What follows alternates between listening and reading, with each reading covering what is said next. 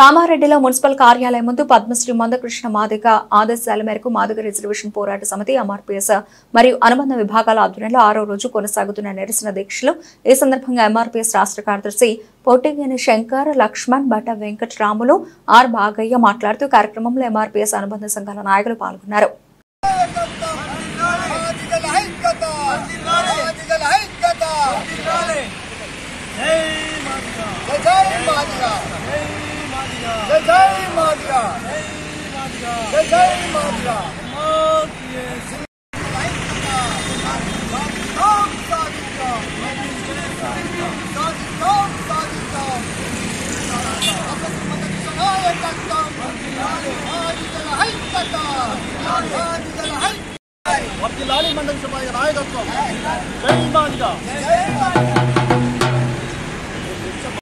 కామారెడ్డి జిల్లా కేంద్రంలో మాదిగ పోరాట సమితి మందకృష్ణ మాదిగ నాయకత్వంలో జరుగుతున్నటువంటి విలీన ఆరాధించలో 6వ రోజుకు ఈరోజు ముగించడం జరుగుతుంది.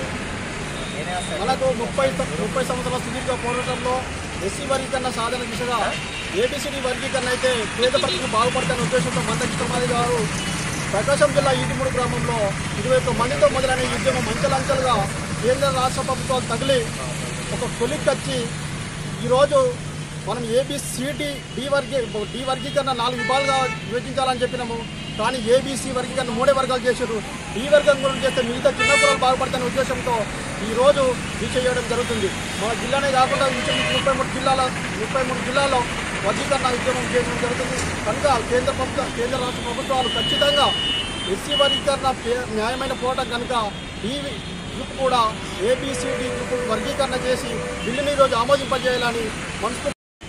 జై మాదిగ విషమాదిగ నాయకత్వం, ఈరోజు మరి ఏబిసి వర్గీకరణ ఏబిసి పెట్టి వర్గీకరణ చేస్తామని చెప్పేసి ఈ చట్టసభలో గవర్నమెంట్ అసెంబ్లీలో తీర్మానం చేయడానికి సిద్ధపడని కాదు. అది కాదు, ఒక ఎంఆర్పీఎస్ ఆశయము ఏబిసిడి కూడా దాంట్లో పొందుపరిచి ఏదైతే అన్ని వర్గాలకు ఎంతైతే భాగం వస్తుందో ఆ భాగాన్ని సమకూర్చి అందరికీ సమాన ఫలాలు అందించాలని చెప్పేసి మేము ఈరోజు అసెంబ్లీ సమావేశాలు నడుస్తున్నాయి. కాబట్టి ఈ అసెంబ్లీ సమావేశంలో ఈరోజు ప్రత్యేకంగా ఏబిసిడి వర్గీకరణ కోసం మాట్లాడుతున్నారు. కాబట్టి ఆ మాటలు ఏదైతే 9 ఉంటుంది కాబట్టి మందకృష్ణ గారి అన్నగారి పిలుపు మేరకు ఏబిసిడి వర్గీకరణ కోసం రేవంత్ రెడ్డి సర్కారు గ్రూప్ 1, గ్రూప్ 2, గ్రూప్ 3 నిలిపివేయాలని వెంటనే 3 గ్రూపులుగా చేసినటువంటి రేవంత్ రెడ్డి సర్కారు 4 గ్రూపులుగా ఏబిసిడి వర్గీకరణ అమలు చేసి దాన్ని వెంటనే గ్రూపు 1, గ్రూప్ 2, గ్రూప్ 3 నిలిపివేయాలని అందరికీ సమక్షంలో న్యాయం జరగాలని, మాదిగలకు మాదిగ ఉపకులాలకు న్యాయం చేకూర్చాలని. ఈ ఉద్యోగాలు మీరు ఏమైనా నిర్వహించండి, మేము దానికి అభ్యంతరం చెప్పట్లేదు. కానీ ఫలితాలు మాత్రం ఆపేయాలి. ఎందుకు అంటే ఆ ఎగ్జామ్ నిర్వహించి ఫలితాలు ప్రకటించడానికి చాలా కష్టంతో కూడుకున్నటువంటి పని, అది కాలయాపన జరుగుతుంది. కాబట్టి ఫలితాలు నిలిపివేయాలి. నిలిపివేయకపోతే జరిగే అన్యాయం ఏమైంది అంటే ఏదైతే మాదిగ వర్గం ఉందో కనీసం ఒక 10 మంది గ్రూప్ 1 ఎగ్జామ్ రాసినటువంటి ఎస్సీలను తీసుకుంటే దాంట్లో ఒక వ్యక్తి లేదా 2 మా మాదిగ జాతికి చెందినటువంటి బిడ్డలు ఉంటారు. అదే 8 మంది వేరే మా ఎస్సీలో ఉన్నటువంటి వేరే ఉపకులాలకు చెందినటువంటి వ్యక్తులు ఉంటారు.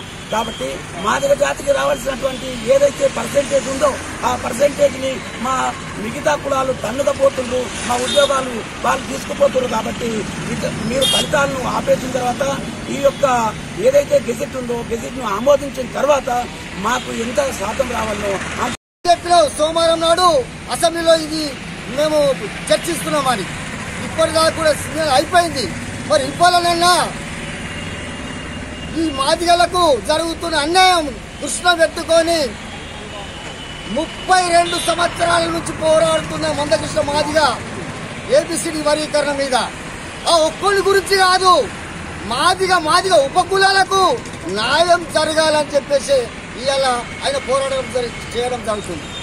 ఎందుకంటే ఇవాళ ఏదైతే ఇచ్చినో సీఎం గారు మాట నిలబెట్టుకో, మాటలు నిలబెట్టుకొని మాదిగా ఉపకులాలకు న్యాయం చేస్తే రేపు రాబోయే కాలంలో కూడా 5 సంవత్సరాల సీఎం నిన్నే గెలిపిస్తాము, నువ్వే ఉంటావు. మా మాదిగల ఓట్లు కూడా నీకే వేసి మళ్ళా మా సీఎం మాకు న్యాయం చేసిందని చెప్పి కూడా మేము ఇలా భావిస్తూ నీకు పాలాభిషేకాలు కానీ ఏది కానీ చేసేదానికి ఇలా మాదిగలు కూడా ఇలా ఐక్యతగా ఉండి ఇలా మా కాంగ్రెస్ ప్రభుత్వం వచ్చింది. ఇలా మా ఎంఆర్పిఎస్ రాష్ట్ర మాజీ కార్యదర్శి. విషయం ఏంటంటే గౌరవ శ్రీ మందకృష్ణ మాదిగ గారు ఆయన పిలుపు మేరకు గత 6 రోజుల నుండి కామారెడ్డి జిల్లా కామారెడ్డి పట్టణంలో మున్సిపల్ దగ్గర రిలే నిరాహార దీక్షలు నిరసన కార్యక్రమాలు చేస్తున్నాం. ఎందుకంటే మాకు వర్గీకరణ చేస్తా అని ఆగస్టు 1 నాడు సుప్రీంకోర్టు ఆదేశాల మేరకు హిందూ సభలో రేవంత్ రెడ్డి గారు ఏమన్నారంటే దేశంలో ఎక్కడ చేయనటువంటి నేనే ముందుండి ఫస్ట్ నేనే చేస్తానని వర్గీకరణ చేస్తానని హిందూ సభలో చెప్పడం జరిగింది. ఎమ్మెల్యేల దగ్గర పిలుచుకొని మంత్రుల దగ్గర పిలుచుకొని హిందూ సభలో చెప్పడం జరిగింది. అదేవిధంగా షమీమ్ అఖ్తర్ను నియమించి కమిషన్ ఏర్పాటు చేయడం జరిగింది. అదేవిధంగా ఒక సబ్ కమిటీ మంత్రులతో ఏపీఎం జరిగింది. దాని తదనంతరం షమీమ్ అఖ్తర్ గారు 9% మాదిగలకు ఇవ్వాలి, 5% మాళ్ళకి ఇవ్వాలని చెప్పింది. దాన్ని తప్పుపట్ట మా మందకృష్ణ మాదిగ గారు. ఎందుకంటే 32 లక్షల మీద పైబడి ఉన్నాం మేము మాదిగ, కేవలం 15 లక్షలు మాలలు. దానికి అనుగుణంగా మాకు 11 చిల్లర వస్తుందని మా మందకృష్ణ మాదిగ గారు రేవంత్ రెడ్డి గారు